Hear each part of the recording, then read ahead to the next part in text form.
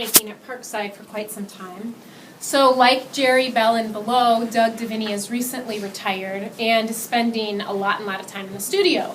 And as has been remarked, there is a difference in the visual quality of a lot of this work compared to his earlier work. And I mean, you will notice we've got watercolor, we have some sort of images that are almost like found images, just in the sense that he's used some things, like in this corner, this is sort of the iconography that starts off some of these other pieces. But really, it's a lot of digital inkjet prints where he's multiplying images, playing with them. In the far corner, we have a nice connection to Michael Pry because he used Harley motorcycles on the far right back there, you guys. He used Harley motorcycles for some of the iconography. And then you'll notice, too, when you look close, it's a lot of architecture from the area. So I think Ram is actually right here. Yeah. So you've got the, front of Ram in here, multiplied with other bits of architecture. And he also picks up on sort of an Art Nouveau kind of nudie lady, which also sometimes you actually see in the architecture. He picks up through some of the work and plays a lot with color and pattern. And he was telling me that when he was in the printmaking department, he kind of was like this with the digital technology when it first came about. He played with it a little bit, and then he went back to it and really started exploring the potential of what he could do with digital technology. So it's not the printmaking that you would necessarily know from him in the past, but we've seen a little bit of this from him recently. And he really went to town in the fellowship here.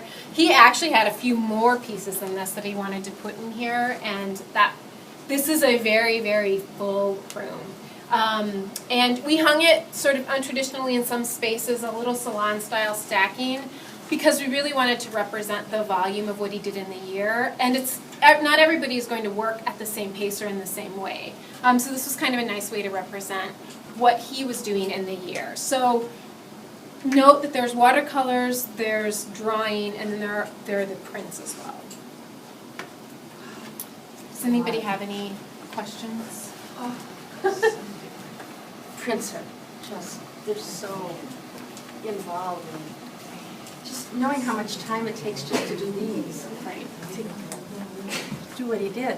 And he's a good one to sort of, with the digital technology, make no mistake that even though the technology, quote unquote, makes some things easier, they're as labored over as all of the other things that he's done. And for those of you who are, really even just taking a lot of images with your digital cameras or your phone, you can still take 25 images and maybe get one that's workable. So there's a lot of time and labor involved in this sort of mixing and matching of imagery. And he's doing, again, when you do a lot of symmetrical work, that's actually really hard to pull off, having that composition feel good. So he's doing a lot of playing around with color and form and pattern in a lot of this work.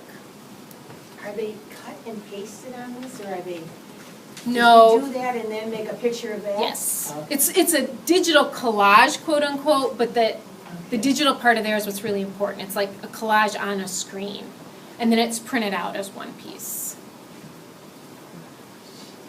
And you'll notice that his watercolors play with that idea a little bit as well, where you can kind of see that he's cutting and pasting, quote unquote, some imagery, and that it has kind of broken line qualities that are similar to some of the other ones. Prints he's done that. Yeah.